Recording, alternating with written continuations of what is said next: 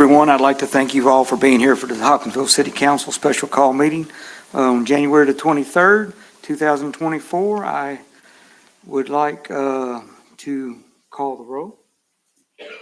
Invocation, Amy. Thank you, Mayor. I'm going by your thing.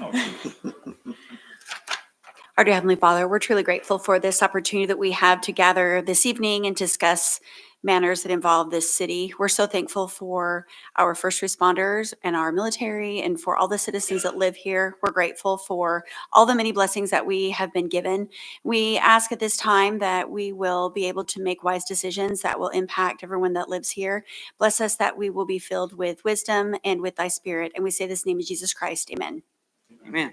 We'll get you to stand for the Pledge of Allegiance. Pledge allegiance to the flag of the United States of America and to the republic for which it stands, one nation, under God, indivisible, with liberty and justice for all. All righty. Now you can call the roll, Ms. Brittany. Councilmember Francis, Here. Councilmember Smiley, Councilmember Marsh, Here. Councilmember Crabtree, Here. Councilmember Craig, Here. Councilmember Barton, Here. Councilmember Wilcox, Councilmember Meek, Councilmember Limburger, Here. Councilmember Keel, Here. Councilmember Bell, Here. Councilmember Handy. Present. And we do have a quorum. All right, thank you. We do not have any awards and recognitions tonight, and we'll move over into mayor's comments. I'd like to thank Tony Henson and Mike Perry and Toby today. We had a good day at Sportsplex with Planters Bank and Jenny Stewart. They re-signed their contract in support of the Sportsplex and sponsorship of it. We had a really good day with that, and I appreciate that. Also like to thank the council members and ones that were at the school board luncheon for the foundation that they had going on today. It was a very nice lunch and good meeting, and I'd like to give a shout out to the school board and say thank you for that. And hopefully we can keep moving the school board in the right direction. I'd like to introduce Miss Amanda Brunt, our new PIO. She's right there behind Daryl. Thank you for being here tonight. And we also have 5 new firefighters that we took on this week. Chief Future and them done a good job with that, and we will be moving on with them, getting them trained on that. And with that being said, we will move into reports from officers and committee and guest speakers.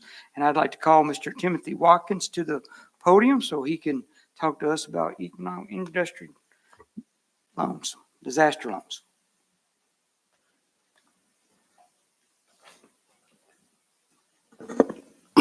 Thank you, Mayor. Thank you, council members, especially you, Troy. I'll be brief. I'm getting ready to go over some information pertaining to this county. An economic injury disaster loan has been allocated to Christian County in regards to the response from the Small Business Administration for the declared counties of Tennessee involving the tornado and severe storms. So I'll be brief with some of this information and make it as painless as possible. So a lot of people get caught up in the name, the Small Business Administration for the federal government, and they assume naturally that we only assist businesses. That could be far from the truth. For physical damages, we assist businesses, nonprofits, homeowners, as well as renters. For the economic injury disaster loan, which this county has been allocated funding for, we only assist businesses and nonprofits because that's what it's for economic losses. So I'll be brief again and start going into the PowerPoint presentation. So we have recently changed our name into the Office of Disaster Recovery and Resilience, which is a WORDER. And basically we respond to all 50 states as far as any form of disaster is concerned. So when the governor submits any form of request to the federal government, it goes up to the executive team. Once it finalizes and reaches the president, then it's trickled back down. And sometimes that creates the delay, obviously, with us being able to respond, and that's including FEMA and the Small Business Administration. So don't get on us too badly, because we want to respond as soon as possible, but sometimes we have to wait for the matriculation of that to actually happen. I'll list some of the eligibility requirements for someone who might be applying for some of these loans. We look at the credit history, meaning we look at the credit score as well as the history of the applicant. We do have a minimum credit score of 575, which is lower than most banks is concerned as far as somebody applying. And we also look at the credit history, meaning the person's overall credit history, meaning you might have a substantial credit score, but based on your credit history, your loan to debt ratio might not be adequate for us to be able to give you a loan. We also look at the ability to repay the loan. So all of the submitted documentation obviously is taken into effect. And if you are declined for any reason, you have up to 6 months to overturn the reason for the decline. And if you believe that you have some type of physical damage or economic loss, we always suggest or request that you apply. Don't let anybody else or even myself deter you from applying, because who knows, you might be able to be eligible for the program, may not, but you do have the option to go through the reprocessing of the request multiple times before it's finally declined. And until you see that final decline letter, you're not declined, you're just trying to overturn the reason for the decline. Now, these are some of the up to amounts. We always use the term up to because as soon as, well, I say, well, you can get $2 million for a loan for a nonprofit or a business, that's taken into context. And they'll say, well, Tim Watson told me I could get $2 million because I had effects to my business, and that's far from the truth, because your damages might not be up to $2 million. So we always use the term up to. So a business or a nonprofit can qualify for up to $2 million. A homeowner can qualify for up to $500,000, and a renter can qualify up to $100,000. For renters and homeowners who might have had physical damages in Tennessee, could qualify for an additional 20% of that loan, whatever that loan amount is, for additional funding to make the property better as far as building back the structure for mitigation purposes. And that can be wind, that can be water resistant, it can be a variety of different things, sump pump, retaining walls, things of that nature. The low interest rates are some of the things that we stand firm on with the Small Business Administration. These interest rates are fixed interest rates, as you see on the screen. These interest rates will never go up, regardless of who the current president is or the current senator of your state.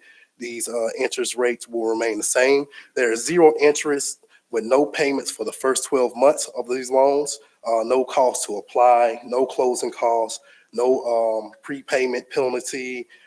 Funds can be available if you have insurance that has not already been settled. We assist the insured and underinsured. So prime example, Mayor, you might be in a situation in the future, you have $130,000 in damages. If you're insured and you have $30,000 that's covered by the insurer, we can't duplicate the $30,000, but we can assist with the additional $100,000. So I just wanted to put that out there. We also do have flexible terms, and you can pay on these loans for up to 30 years.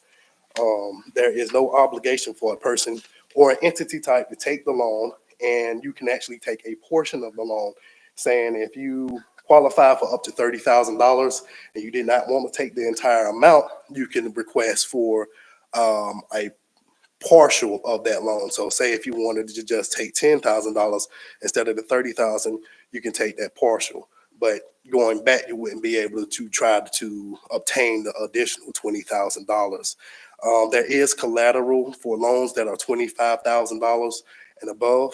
It is an unsecured loan, and if it's under $25,000, meaning it could be $24,999 right on the dotted line, and it's an unsecured loan, meaning you do not have to put up collateral. A lot of people do it a lot of times. It's a lot of different examples as people would want to apply for these loans. In physical damage situations, I'll just give you an example. Sometimes people because of our response time that I mentioned before, they'll go ahead and they'll fix the damages to their home or their property. And they're like, well, how do I apply for the loan if I've already fixed the damages? Well, if you have those receipts and documentations, we can utilize that. You can still apply for the loan and you can get that money back to put back in your account. And you'll just begin to pay on the loan in 12 months from that time.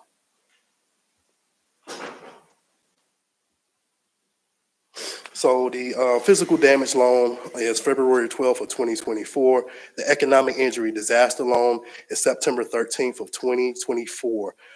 The low interest direct loans to small businesses and most nonprofits is part of the economic injury disaster loan setup to help meet working capital needs caused by the disaster. And basically, any form of economic loss that might have occurred in the time frame of December 9th, I believe, you can apply for that funding. And even if you have any questions, if you doubt it, we just suggest that you apply anyway. Let our teams and our staff decipher whether you are actually going to qualify or not. We do have a 2-week grace period because, you know, sometimes when damages happen, people move out of town. They might not have the opportunity to stay inside of the damaged home. So we have a 15-day grace period after the deadline at which you can apply. After the 15-day grace period, you have to provide some form of justification as to why you're applying late, and that information will have to be submitted directly to our offices in Texas.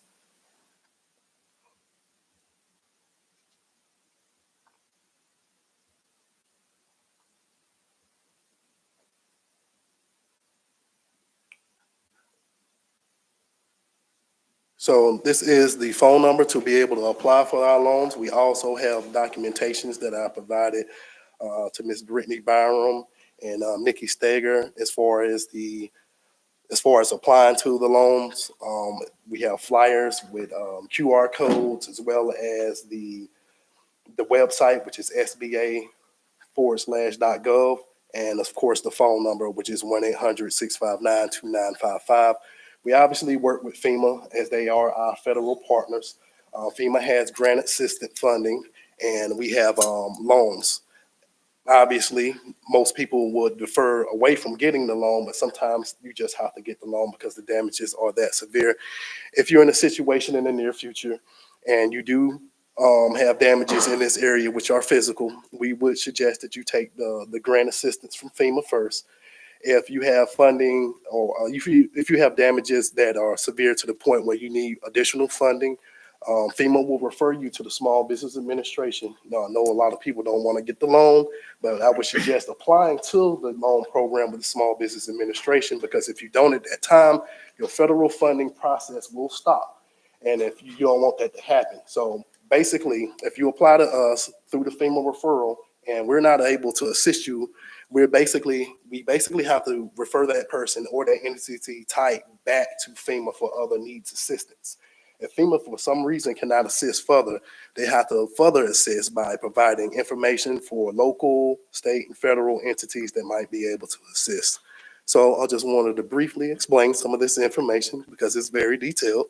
And thank you for your time. Thank you. And I'll answer any questions that you may have. Anybody got any questions for Timothy? All righty. Looks like you're in good shape tonight there, Timothy. I know, right? That usually doesn't happen. I'll take it. Thank you. Thank you very much. You're welcome. All right. Item B is the annual HES report from Mr. Jeff Hurd.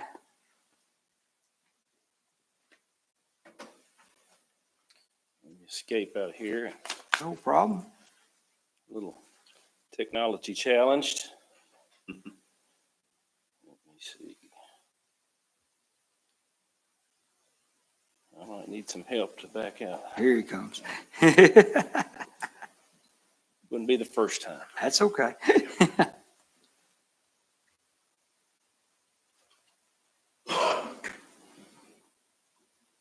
Perfect. Thank you. Good evening. Good evening. Appreciate the opportunity to be here, Mayor and City Council. I'll try to keep it as brief as I can. when I was preparing some notes, I looked back at last year. I always look at previous year. It seemed like it's a reoccurring theme. I always say, I hope next year is not as challenging as the year we just came out of. And as remember, last year we had just come out of Winter Storm Elliott, and so we were coming out of rolling blackouts, and I was saying, I hope 23 is a little bit calmer. Well, yes and no. We didn't have the rolling blackouts, but we had several storm events, and we're still dealing with several things. So maybe that's just the nature of where we're of our storm events that are going on right now. But normally the first thing I have to do is to have Miss Ann Gentry with Duga Gentry and Associates. She gives a financial report on our fiscal year audit. She was not able to be here tonight since this was rescheduled from last week. So she gave me some notes, and I'd just like to read what she had presented for the City Council's pleasure. In accordance with government auditing standards, we have issued our report dated October 24th, 2023 on our consideration of the Hopkinsville electric system of the City of Hopkinsville's internal control over financial reporting and on our test of its compliance with certain provisions of laws, regulations, contracts, and grant agreements and other matters. In summary, Duga Gentry and Associates has issued an unmodified opinion, and this is a clean audit opinion of the Hopkinsville electric system. Financial highlights were the assets and deferrals, outflows of HES exceeded the liabilities and deferred inflows at the close of the 23 fiscal year by $16 million. Total operating revenues for the 23 fiscal year increased by $3 million or 7.3% compared to previous year. And fiscal year 23 operating expenses total $44 million, which was a $3.5 million or 8.7% increase from previous year. So I can back that up, as probably everyone knows, with still coming out of COVID and supply chain demands. We're still seeing a big increase in transformer costs, metering, a lot of other items, everything down to work gloves. So that is probably not unusual for any business, and utilities are the same way.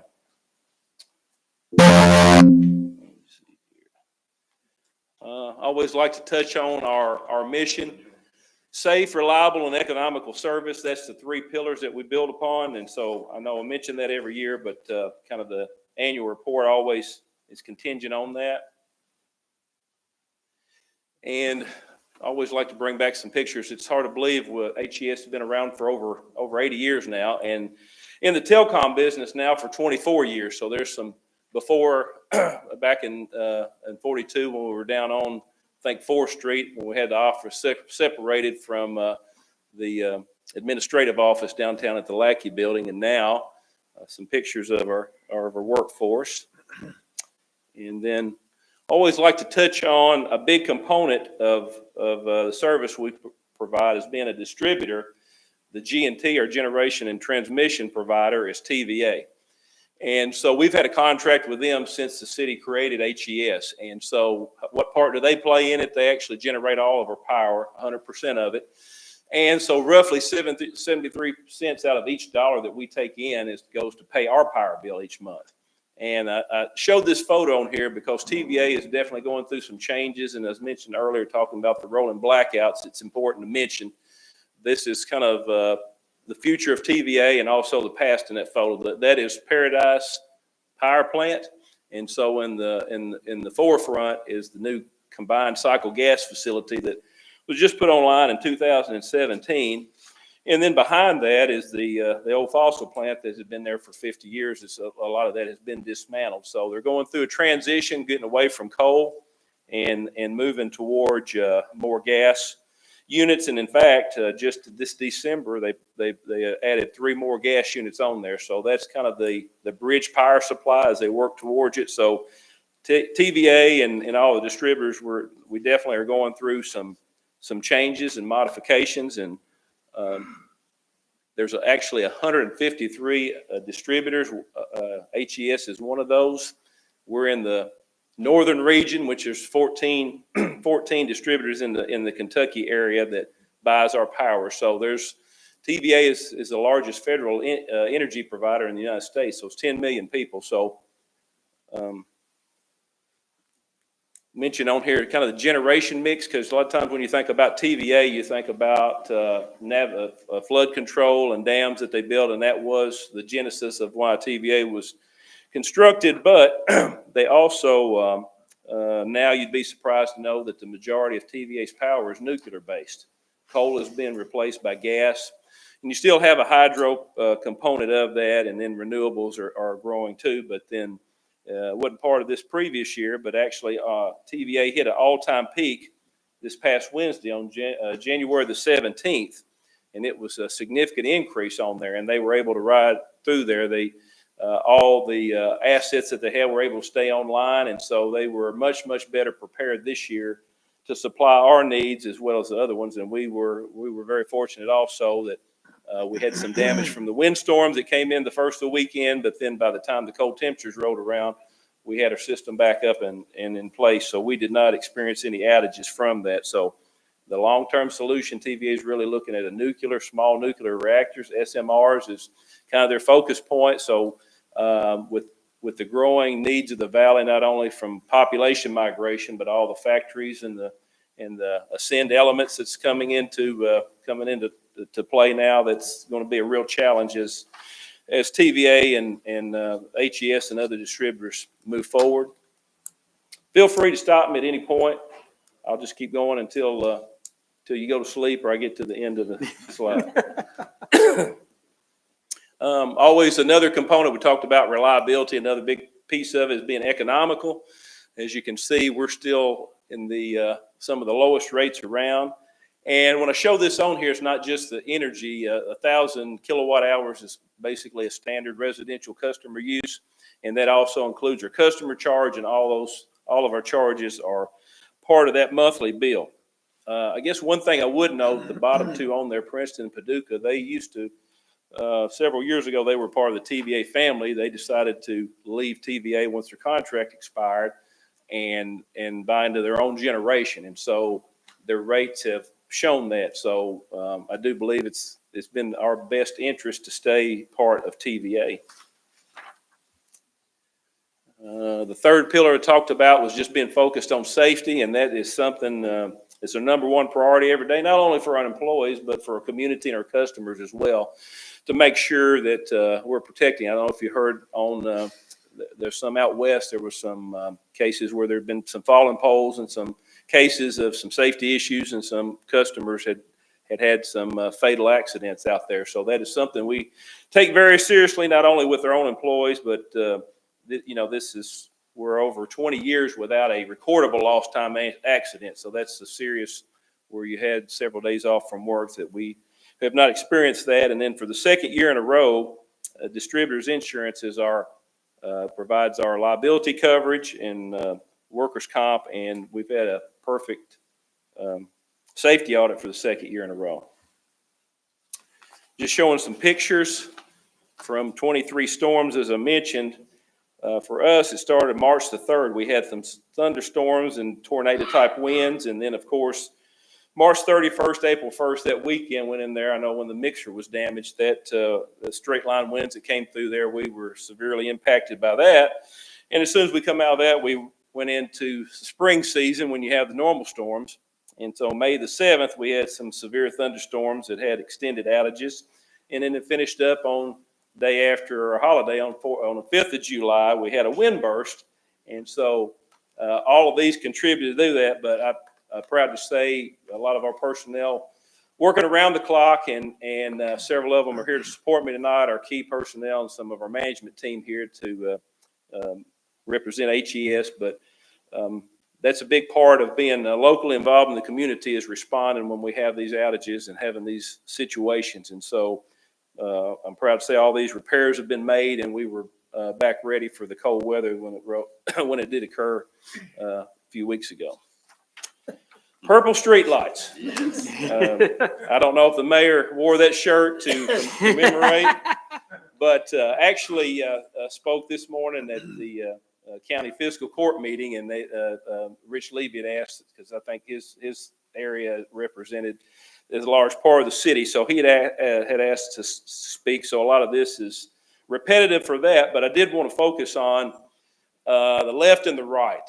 You can see the magnitude is basically the majority of our street light system. So it goes back to 2017-18 when we did a wholesale change out of all of our street lights from the old sodium and mercury vapor. We transferred and decided to go with the city's approval to all LED.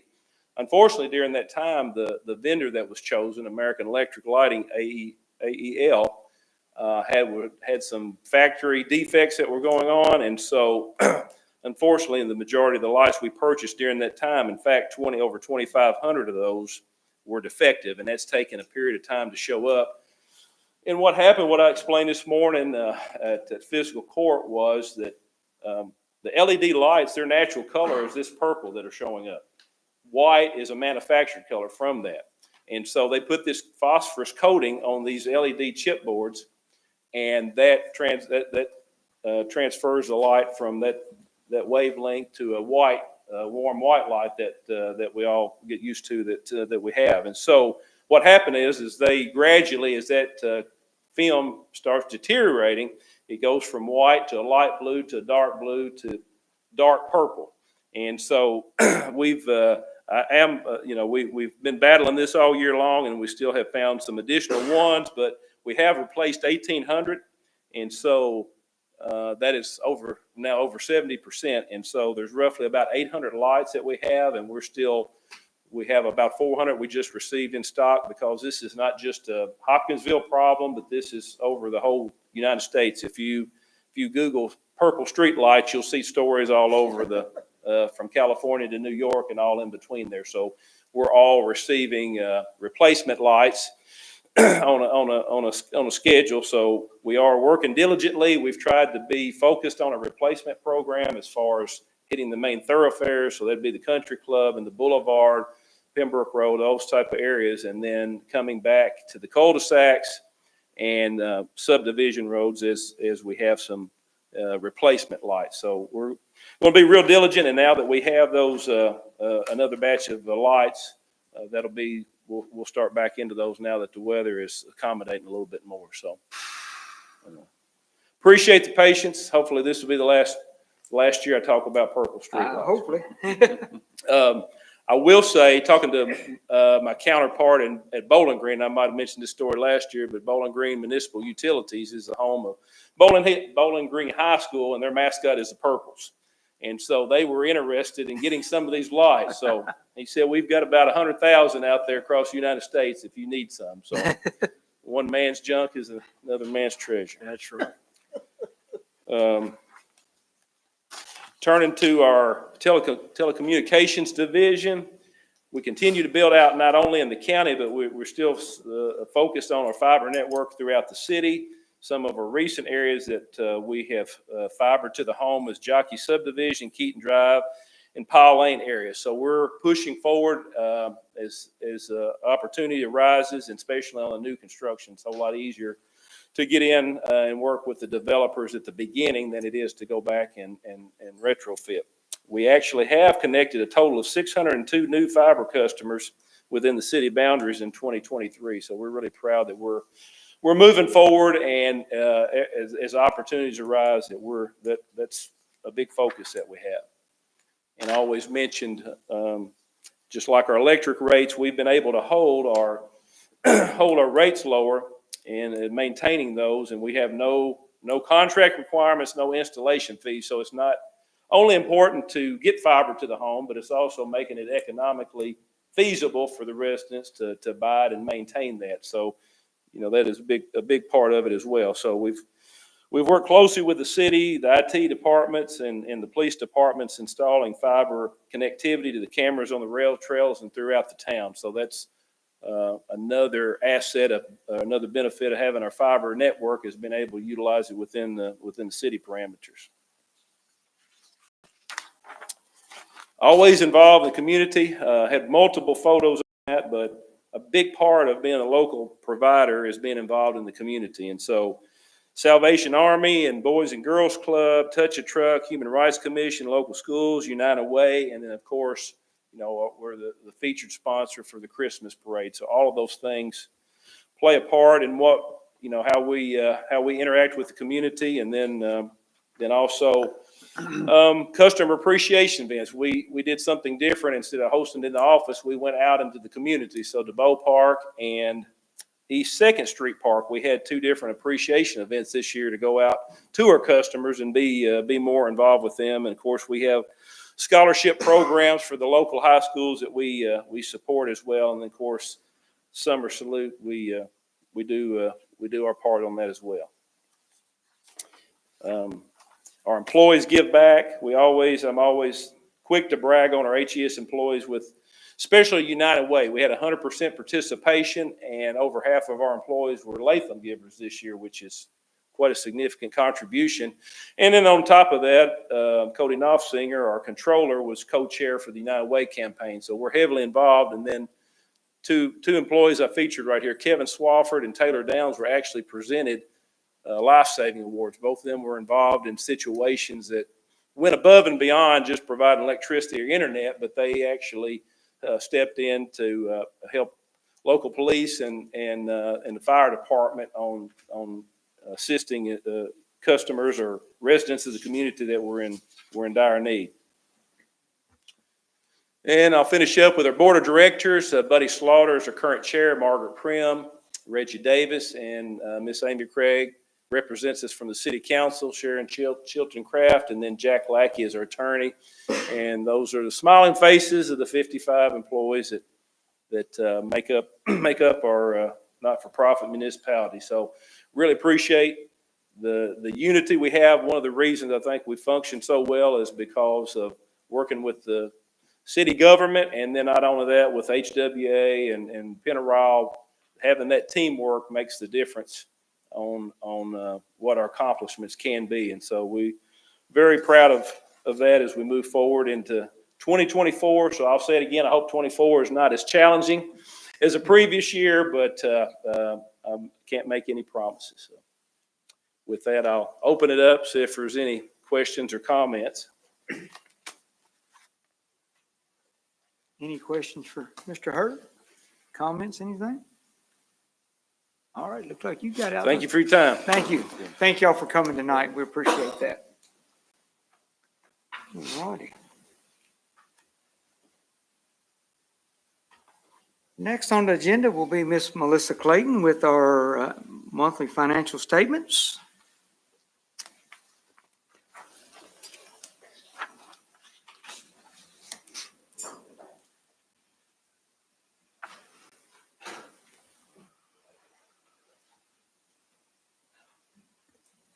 All right, good evening.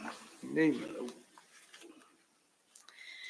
All right, so for the month of December, we're talking interfund transfers. We had 2 interfund transfers in the month of December, one to the Kiwanis Club for a Warm the Children donation, and then one to the Military Affairs Committee for $3,500.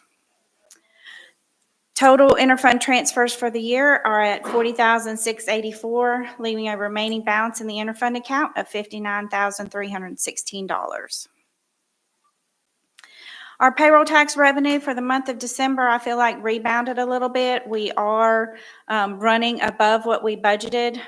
Increase in equivalent payroll this year is at 5.67. We budgeted a 4% increase. So our collections through 6 months are at $10,217,776, and we had budgeted $10,056,179.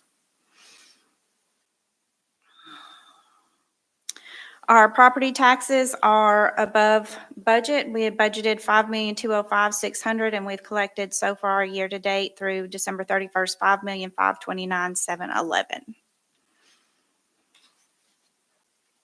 Our insurance premium tax is above where we were. If you all remember last month, it was running a little bit behind. Everybody kind of paid in December this year. So our insurance premium tax collections through 6 months is $3,253,482. That's given us an increase in equivalent premiums for the year of 8.23%. And to round out our big 4 of our revenues is our business licenses. We have budgeted $2,550,000 for business licenses for this year, and so far we've collected $983,145. Last year at this time we had only collected $386,746, so we are running above budget on our business license collections. So that brings us to our general fund. Our general fund balance for the fund, we started the year with $256,251 in encumbrances.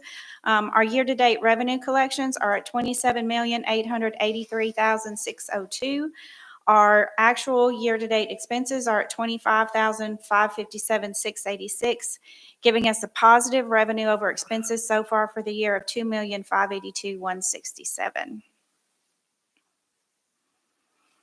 Our fund balance comparison this year to last year, we're running just a little bit behind where we were at this time last year. Last year, we had revenue over expenses of $2,483,689, and this year we're at $2,325,916.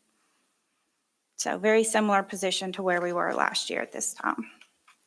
Our municipal road aid fund, we started the year with $353,291 in encumbrances. We've collected $393,728. Our actual year-to-date expenses through 6 months was $774,308, giving us more expenses than revenue at a negative $27,289. We usually do that. We've done a lot of our road paving already in the first half of the year, so we won't have as much road paving going on the second part of the year. Our capital fund started the year with $409,976 in encumbrances. We've collected in the capital fund so far this year $1,481,242. We have spent $1,493,319, giving us positive revenue over expenses of $397,899. Which brings us to our departmental expenses. At 6 months through the year, everybody should be at 50%. I'm not going to read those percentages to you guys tonight. Everybody's very similar to where we were this time last month. So we've got a few departments that are still over. Most everybody is still under budget. So our total general fund is at 51.2% of expenses that we've spent so far this year. Municipal road aids at 74.7%, and our capital fund is at 35.5% of expenses that we anticipate spending already spent. So this brings us to our cash fund balance. Our cash balance June 30th was $15,158,964, plus our year-to-date receipts of $27,883,602, minus our expenses of $25,557,686, giving our cash fund balance at December 31st of $17,484,880. And our cash fund balance in November was a little bit higher than that. It was at $18,136,775.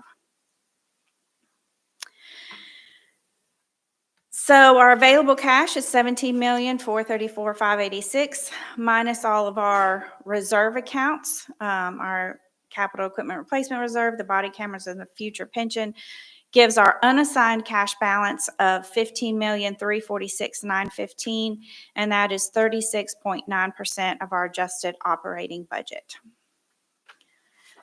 So, like I said, when we compare that to where we were at this time last year, we're just a little bit behind on our cash fund balance of where we were at this time last year. So, things are looking good. Do y'all have any questions for me on the financial statements? No questions for Ms. Clayton on the financials. All righty. All right, we have decided to postpone our discussion for Hoptown Helps until a later city council date. So, Okay. all right, thank Righty. y'all. And that brings up Mike Perry on Bluegrass Splash and Aquatic Center.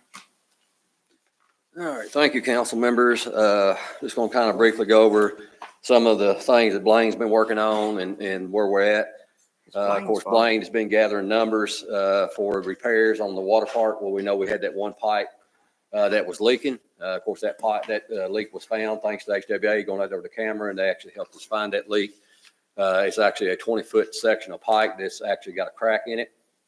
And we have a cost estimate on repairing that pipe to reline the inside that pipe. It's $33,000. Let me get my numbers here. $33,150 just for that repair. But also there are some other things that Blaine sent an email out back in October. I think it was October the 4th or 5th of last year, October the 5th.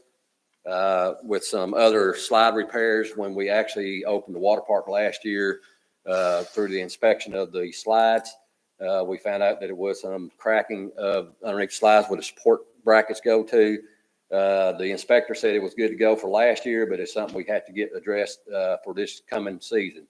So we gotta get that done. And the cost estimate on that is, and also the recalking of the inside of the slide where the joints go together. That's part of that price, but it's $27,870 for that. This would have been on, regular maintenance items we would have to address anyways, regardless. Then last year, remember we had the issue in the pump house where the pipe busted when it was backwashing. Of course, some of that's due to, of course, 18-year-old, well, at the time it was 17-year-old facility. But over time, there needs to be some extra bracing done to them pipes. And also we have some actual plastic joints there, or the PVC joints there where they go together. We got a few that are starting to leak. We're going to have all of them re-welded. They can go in there and without taking it apart, they actually go in there and actually re-weld them joints. But that's something we really need to get taken care of too, and put that extra bracing in there. And that cost is $17,590. Then the next one we're going to talk about is we have pumps out there for the slides that was rebuilt in 2014. So it's going on 10 years now since the last time it was rebuilt. And it's only 7 years old the first time we had the slides rebuilt, pumps rebuilt. We need to look at having them rebuilt. We looked at buying new ones. You cannot purchase the type of pump we have there anymore. You have to go with a new style, which will cost more money just because you have to do some reflanging to attach to the pipes. It's not the same flange on the motors or the pumps. So we need about $20,000 there just to rebuild them 2 pumps. And I believe it's including the filter pump in the pump house too. So it's 3 pumps to rebuild. They're still working fine now, but I can't guarantee you they'll make it through the year. We know they're getting some wear on them. So we need to look at trying to replace them or have them rebuilt if possible. And then also, we know we got another small leak that's underneath it's in the blue gutter lines of the blue slide. We pretty sure we can do that in house. We repaired the line back in 2019 in that same section. So we'll probably do that in house where it won't cost a lot of money to do that. But as far as replacing the pumps on the slides, we had to get a crane in there to actually lift them pumps out, which will be a little bit extra, a few dollars for that. But I'm requesting total, this comes up to $103,610 for all these repairs that needs to happen. But I'm going to request $125,000 where we have some contingencies in there just to make sure I don't have to come back to city council and ask for another $10,000 or so. That's something that comes up that we just don't see right now. And so I don't want to make sure we have it covered. This is very time sensitive, but we're going to move forward. We know we got some other issues at the water park will be coming up a couple of years later, but we got some, area in the lazy river that we're going to have to look at repairing in the future. But right now you have to replace that whole liner because you cannot cut a section out of that liner because it's 10 years old. So after it gets to a certain age, they will not weld back to that liner. But we're okay for this year and probably for next year, but that's something we're going to have to look at in the future, having that addressed, and some concrete work on what I call the coping of the edge of the pool. We'll have to look at that in the future too. But right now we're just requesting $125,000 and get these repairs done. And like I said, it's time sensitive because if we're going to do it, get open this year, we got to move on it pretty quick. Yeah. Any questions for Mike? I have some questions. First of all, thanks to Blaine. Blaine, we worked tirelessly over this summer. We were out there on cold days, and I had a contractor by the name of Rick Fast from Fast Piping out of Aiken, South Carolina, come and give us a quote. And thanks you to Mike for your work too that you guys have done, been stellar. Compliments to the salesman that came out and said, hey, it's okay to line 20 linear feet of a suction line with cured in place pipe liner.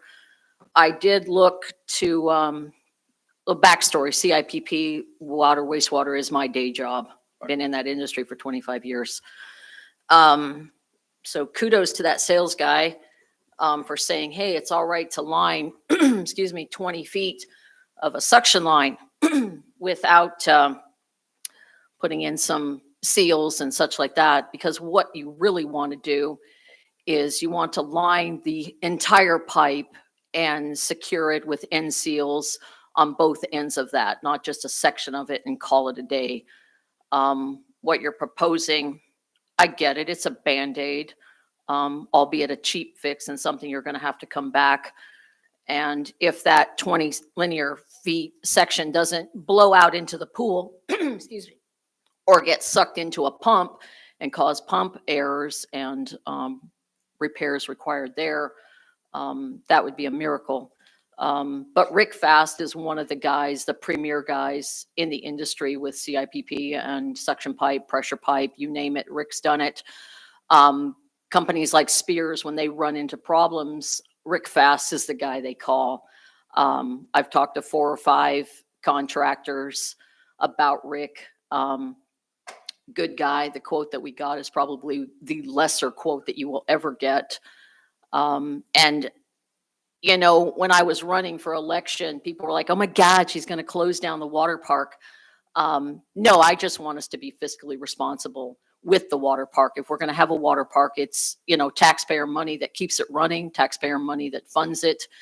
And just putting a Band-Aid on it one more time is not fiscally responsible. If you want a water park that's going to be open and open all year and not just, oh, we need to make sure it's open for the 2024 season, and this is all we're looking at. If we're not looking down the road to do it right, shame on us because we're not being responsible. So if we're going to fix it, we need to fix it right. And yeah, we need to do it right. And I looked at the quote again. I don't know who reviews quotes. I'm sure it's you guys. But I got a copy of that quote. In my contracting days, that was not substantial. I wasn't impressed with that. I did reach out to Blaine. He's been trying to get me some paperwork on New Flow because I am in the industry. I shook some branches and I got some information.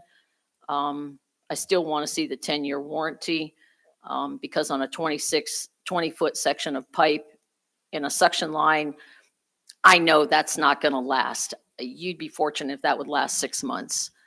And like I said, I've been in this industry for 25 years.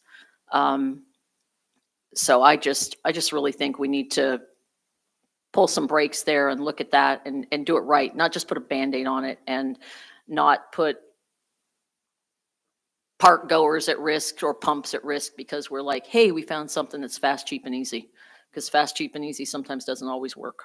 Well, we're going by their recommendation. That's what they do too. It's New Flow. It's the name of the company. But I mean, I understand that's your line of work, and but they recommend that's what they recommend. And they said there's no sense to replace that whole line when it's not damaged. And so we're just going by what they say. So good luck with that. Yep. But pumps. I get it.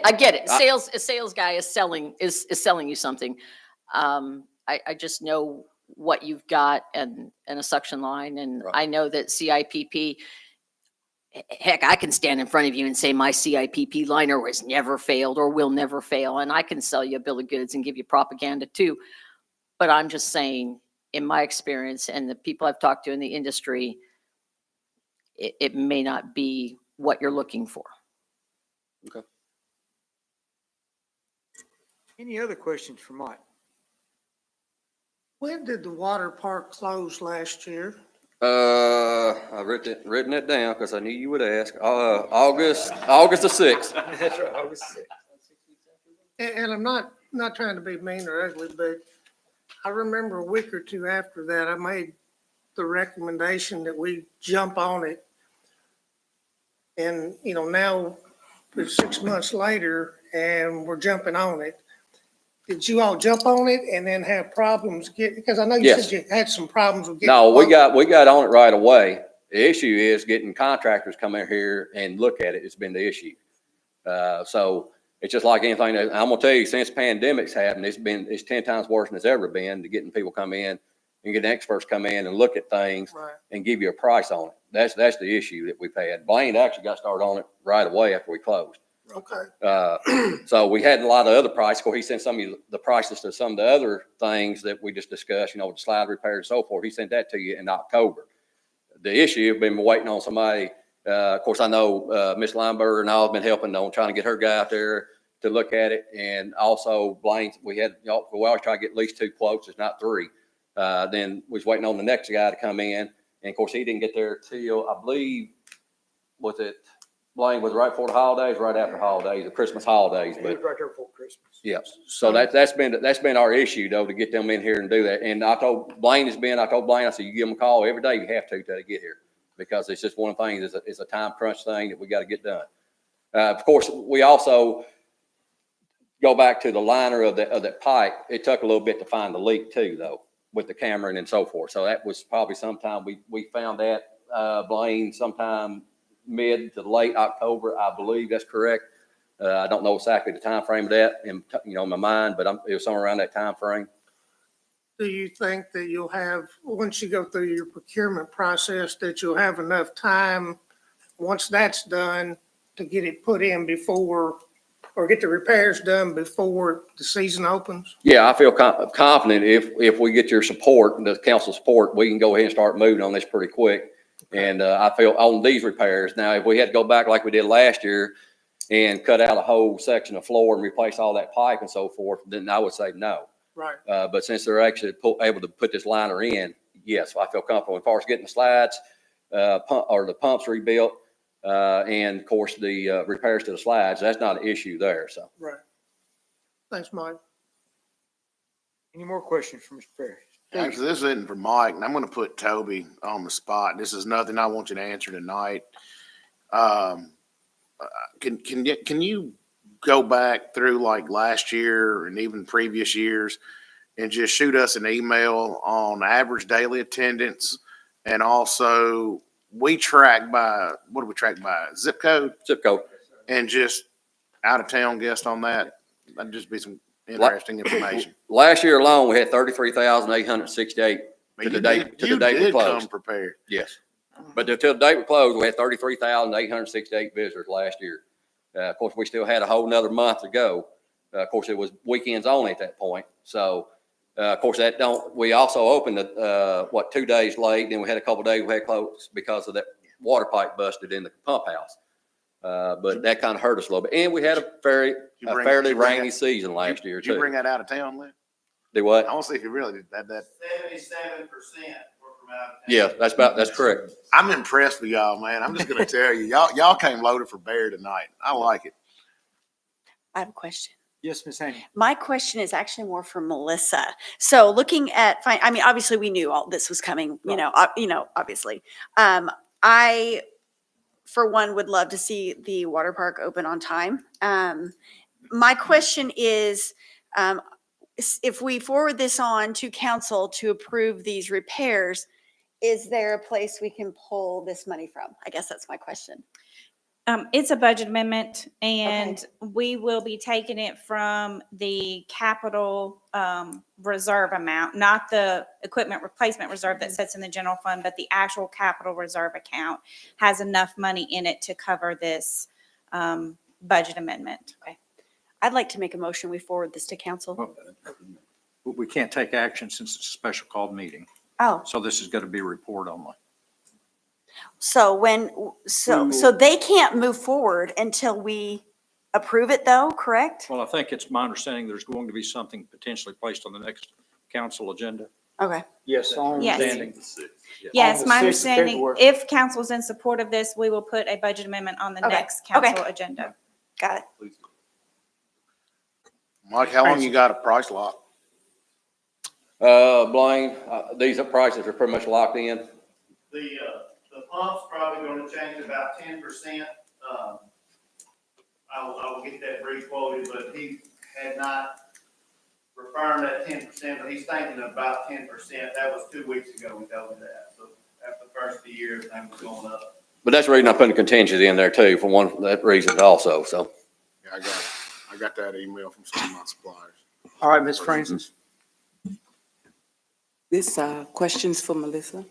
After we take that out of the capital, do you have an estimate of what the balance will be? Out of the capital reserve, Yeah, there'll be about $10,000 left in the capital reserve. thank you. Any more questions? Okay, thank you, Mike. Thank you. We will have this on the next agenda with the city council so the council members can approve and we move forward for us. But I appreciate you bringing it all to light for us tonight. Thank you. I was thinking this is committee of the whole too. I'm like, All confused righty. on what meeting this is. That being said, Worse than the boat, isn't it? Wait, what? we will move into approval of minutes for January the 8th, special call meeting on that. And I need a special call meeting. We had the approval of minutes. Do we have a motion and a second? Motion. So moved. Got Second. Bruce and Amy. All right. All those in favor say aye. Aye. Any opposed? All righty. Item 9, ordinance 01-2024 Lafayette Road rezoning, second reading. Amending the zoning maps of the city of Hopkinsville, Kentucky, properties located on Lafayette Road.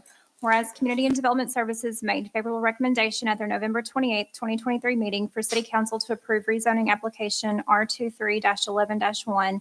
And whereas City Council concurs, said recommendation is in agreement with the Hopkinsville Christian County Comprehensive Plan, and significant physical, social, and economic changes have occurred warranting the rezoning of the properties. Now therefore be it ordained by the City Council of the City of Hopkinsville, Kentucky as follows. Section 1. Pursuant to KRS 100.211, Hopkinsville Code of Ordinances and Community and Development Services recommendation dated November 28, 2023, the following properties as further described on Exhibit A attached hereto and incorporated herein are hereby rezoned from B1 Neighborhood Business District to B2 General Business District. 3221 Lafayette Road, 3217 Lafayette Road, 3213 Lafayette Road, 3209 Lafayette Road, 3205 Lafayette Road, 3201 Lafayette Road, 3208 Lafayette Road. Section 2, if any section, subsection, sentence, clause, or phrase of this ordinance is held unconstitutional or otherwise invalid, such information shall not affect the validity of the remaining portions of this ordinance. Section 3, all ordinances or parts of ordinances in conflict with this ordinance are hereby repealed. Section 4, this ordinance shall take effect after its passage and publication according to law. All righty. I need a motion and a second. So moved. Amy, Travis, thank you. Any discussion on this rezoning ordinance? All righty, I call on the clerk to call the roll. Councilmember Francis, Aye. Councilmember Smiley, Yes. Councilmember Marsh, Yes. Councilmember Crabtree, Yes. Councilmember Craig, Yes. Councilmember Martin, Yes. Councilmember Limburger, Yes. Councilmember Keel, Yes. Councilmember Bell, Yes. Councilmember Handy. Yes. And that does pass on second reading. All righty. We'll move into item B, ordinance 02-2024 Canton, Pike, and Major Lane zoning on first reading. Amending the zoning maps of the city of Hopkinsville, Kentucky, zone properties on Canton Pike and Major Lane. Whereas Community and Development Services initiated a zoning map amendment by resolution 2023-07 to assign the original zoning designation of R2 Single Family Residential District to properties located on Canton Pike and Major Lane. And whereas Community and Development Services made favorable recommendation at their December 18, 2023 meeting for City Council to approve original zoning application R23-12-1. And whereas City Council concurs, said recommendation is in agreement with the Hopkinsville Christian County Comprehensive Plan, and significant physical, social, and economic changes have occurred warranting the zoning of the properties. Now therefore be it ordained by the City Council of the City of Hopkinsville, Kentucky as follows. Section 1, pursuant to KRS 100.211, Hopkinsville Code of Ordinances and Community and Development Services Resolution 2023-07, and recommendation dated December 18, 2023, the following properties as further described on Exhibit A attached hereto and incorporated herein are hereby zoned R2 Single Family Residential District.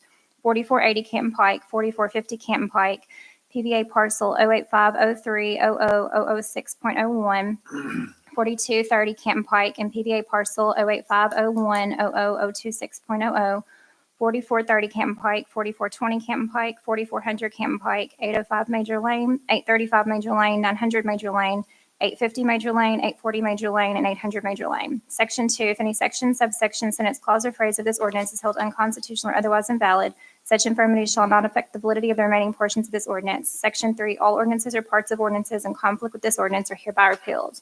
Section 4, this ordinance shall take effect after its passage and publication according to law. All right. Need a So motion? moved. Got Steve Second. and Mr. Marsh. All righty. Any discussion on this? Seeing none, I'll call on the clerk to call the roll. Councilmember Francis, Aye. Councilmember Smiley, Yes. Councilmember Marsh, Yes. Councilmember Crabtree, Yes. Councilmember Craig, Yes. Councilmember Martin, Yes. Councilmember Lineberger, Yes. Councilmember Keel, Yes. Councilmember Bell, Yes. Councilmember Handy. Yes. And that passes on first reading. All right. Thank you. Municipal Order 01-2024, surplus property. Whereas the attached listed property was acquired from the purchase of Fire Station 5, and whereas said items are not needed and of no value to the city in delivering public services. Now therefore be it ordered, Hopkinsville City Council hereby declares the items on the attached list surplus property and authorizes the mayor to dispose of said items by methods available in KRS 82.083. And any questions on this? All right. We need a motion. So moved. Second. All right. All those in favor say aye. Aye. Any opposed? All righty, moving right along. Item 12, we're down to councilman comments. Any councilman comments tonight? Yes, sir. Just real quick, I planned on just kind of addressing everybody here tonight. And all of a sudden, it seems to be a topic around town for some reason, but whatever on that. Committee of the whole meeting that was canceled, Mayor Knight and I had this last week, we'd had discussions early that day. Right. We discussed it about 11 o'clock that morning. We had, advice from, Randy Graham. Randy Graham On the weather. and Mayor Knight closed the municipal building about lunchtime. Yes. And, the reason we hadn't seen anything rescheduled on that is, because of those elections, Mayor Knight and I talked later that day. Because we do have those elections, we did have people we knew were gonna be out. So we just, we want everybody's, I personally wanted everybody's voice heard. So the mayor and I did have that discussion that afternoon, and I also had some conversations with a couple other council members. We talked about moving it to a different time. They were gonna have a conflict with that time. So what we did is, actually, I took a look at the agenda, sent an email, said anything time sensitive, let's go ahead and kick it to this meeting.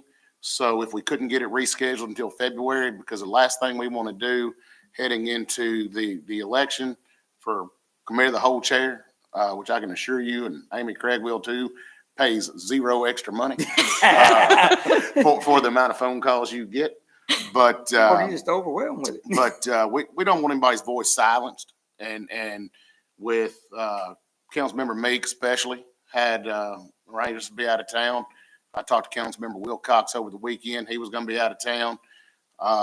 And I actually called around to a few other council members that I've served with for about the last 3 years. And 'cause I don't like to make decisions in a vacuum. And just to be sure everybody understands why that decision was made. I think Mayor Knight was well aware of it at the time as well. And that's where we're at. And if anybody's got an issue or whatever, my phone number's listed. Give me a call, shoot me an email. Thank you. Okay. Any other comments? Thank you, Steve. I've got a comment, Mayor. Yes, sir. The other day, Troy sent us out the survey that the county took. I spent some time over the last couple of days taking a look at that. A lot of really good comments that could be very applicable to the city. Yes, sir. And I would encourage everybody to spend a little time in that, and there may be some things we need to work on from what I've seen there. Okay. Right. Any other comments? Just a shout out and a word of thanks to Public Works and Streets and everyone that took care of us during that time. It was, a difficult time. We really appreciate everything. Well, I will say Mike and your crew done a great job. We in constant conversation. They done all they could do. Wish it was a little warmer and it would have melted a little quicker, but and so do they. But I will say thank you to them and a shout out for all their hard work on that. One other thing, ladies and gentlemen, please be patient. The garbage routes were canceled on Friday and Saturday of last week because of the ice on the road. Richard had 2 trucks slide off the road. So that's the reason services did not continue on Friday and Saturday. So they are trying to catch up this week. So we will see what we have done there. Okay? And hopefully no more snow or ice this year. Just a little dust and I'll be happy. Any other comments? All right. Seeing none, I'll go to Miss Amy for adjournment. Thank you, Mayor. As speaking of the weather last week, it was also unfortunate that any Martin Luther King activities had to be canceled due to the weather. So on that note, I found a quote that I wanted to share by Martin Luther King Jr. And I think it's applicable not just because we just celebrated Martin Luther King Day, but also with Valentine's Day coming up. I think this is something that we can all remember. He said, "Hatred paralyzes life, love releases it. Hatred confuses life, love harmonizes it. Hatred darkens life, love illuminates it." So on that note, I make a motion that we adjourn. Second. We got a second by Chuck. All those in favor say aye. Aye. Aye.